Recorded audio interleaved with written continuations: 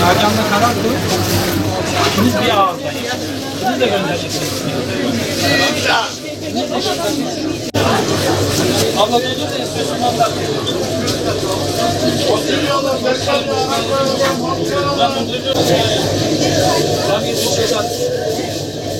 75 lira.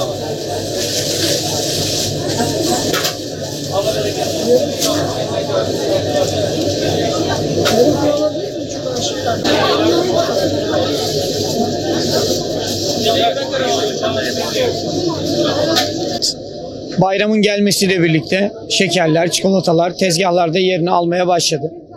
Bayrama yakınlaştıkça birazcık daha satışlarımızın artmasını bekliyoruz. Vatandaşın ilgi alakası birazcık daha son günlere doğru, bayramının yaklaşmasına doğru daha da hızlanacağını, daha da artacağını düşünüyoruz. Vatandaş ilk etapta birazcık daha bu sene kıyafete veya çeşitli alışverişine önem veriyor. Şekeri, çikolatayı biraz daha son günlerine bırakmaya çalışıyor. Haklı olarak hem de tüketilebilir bir ürün olduğu için Ramazan'ın son günlerine bırakıp Ramazan'da bayram şekerlerini, çikolatalarını almaya çalışıyorlar.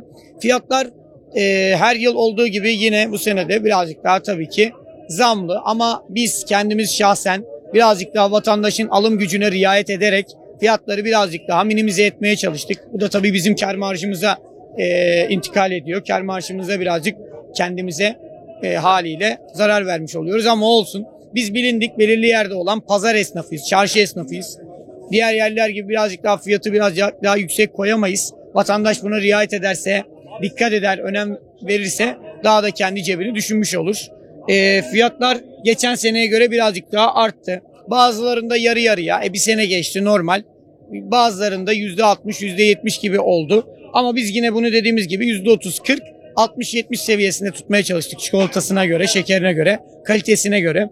Fiyatlar 150-140'tan başlıyor şekerleme olarak. 200 liraya kadar var.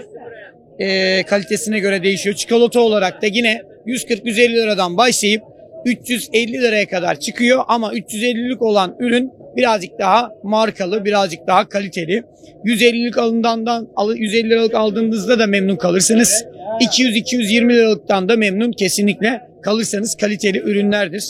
Vatandaş birazcık daha aldığı üründe tarihe önem verir. Eski mahsul ürünü almazsa daha iyi olur. Çünkü birazcık daha fiyatların uygun satılan yerlerde kesinlikle tarihinden endişe etsin. Yarı yarıya özellikle veya %60 oranında oynamış oluyor. Bitirmeye çalışırlar bu bayram. Dikkat etsinler. Bu çok önemli bir nokta.